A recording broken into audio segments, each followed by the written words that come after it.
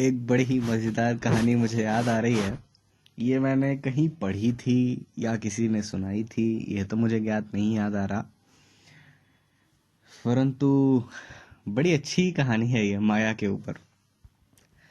तो हुआ यूं, एक बार नारद जी श्री कृष्ण जी के पास बैठे हुए थे और नारद जी ने इच्छा व्यक्त की कि प्रभु मुझे समझाइए माया होती क्या है।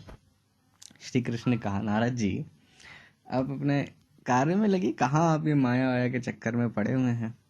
तो नारद जी ने जोर दिया कि नहीं कृष्ण जी, मुझे समझाइए प्रभु कि माया होती क्या है। तो कृष्ण भगवान ने कहा, ठीक है नारद जी, मैं आपको समझाऊंगा।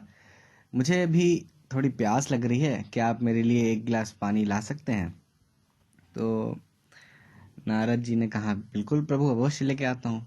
तो नारद जी चल पड़े पानी लाने। दूर दूर तक वैसे तो कुछ उन्हें दिख नहीं रहा था, परंतु उन्हें ऐसा ज्ञात हुआ कि इस दिशा में कुछ दूर पे एक गांव होगा, तो वहां से वो पानी ले आएंगे। अब नारद जी जैसे जैसे चलते गए वैसे वैसे तापमान बढ़ता चला गया। अब उनको गर्मी लगने लगी, उनका भी कंठ सूखने लग गया। तो नारद जी ने सोचा कि ठीक है, अब तो पहुंच ही रहे हैं, तो वहां जाऊंगा तो एक की जगह 2 गिलास मांग लूंगा, एक मैं खुद पी लूंगा और एक प्रभु के लिए लेते आऊंगा। तो ऐसे करते चलते रहे और कुछ समय पश्चात पहुंचे वो। तो वहां पे उन्होंने देखा कि एक गांव है और वहां पे एक स्त्री, बड़ी सुंदर स्त्री खड़ी थी। तो नारद जी उसको देख के मंत्रमुग्ध हो गए। जैसे ही वो आगे बढ़े तो स्त्री ने कहा कि आप भी हमारे गांव के मेले में भाग लेने आए हैं, आइए चलिए आपको ले चलते हैं। अब नारद जी जो हैं, इतनी सुंदर स्त्री ने उनसे इतने अच्छे से बात की तो वो एकदम मंत्रमुग्ध हो गए। उन्होंने कहा चलिए। फिर वो लोग दोनों मेले में चले गए। अब नारद जी अपने सारा थकान भूल के मेले में बहुत आनंद पूर्वक कार्यक्रम में भाग ले रहे थे, सब कुछ घूम फिर रहे थे, खा पी रहे थे। फिर कुछ समय पश्चात उन्होंने स्त्री के सामने प्रेम प्रस्ताव रखा, जो उसने स्वीकार कर लिया। दोनों की शादी हो गई। कुछ समय पश्चात उनके बालक हो गए। नारद जी वहीं पे गांव में कार्य को व्यवस्थित करने का काम करने लगे। धीरे धीरे लोगों ने उनको ऐसे मुखिया की तरह मानना शुरू कर दिया। अब नारद जी के बच्चों के भी बच्चे होने लग गए। फिर एक बार क्या हुआ कि कहीं से बड़ी तेज बाढ़ आ गई। अब नारद जी ने तो भरपूर प्रयत्न किया कि कुछ हानि ना हो। तो जान की हानि तो नहीं हुई, लेकिन सामान पूरा नुकसान हो गया।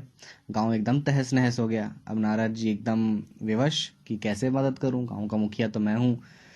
तो नारद जी एकदम टूट गए। तो भगवान श्री कृष्ण को याद करने लगे, हे प्रभु श्री कृष्ण, अब आप ही हमारी मदद कर सकते हैं, कृपया मार्गदर्शन कीजिए, क्या किया जाए। जैसे ही उन्होंने ये कहा, ये पूरा मेला और जितना इतना समय जो बीत गया, उनके बच्चे उनके पोते होने तक का, वो सब समय सिमट के वापस नारद जी वहीं बैठे मिले जहां से वो शुरू थे, जहां कृष्ण जी से वो बात कर रहे थे। अब कृष्ण जी ने बोला, नारद जी मेरे लिए आप एक गिलास पानी ले आए, मेरा एक गिलास पानी दीजिए, कहाँ है। अब नारद जी पैर में पड़ गए।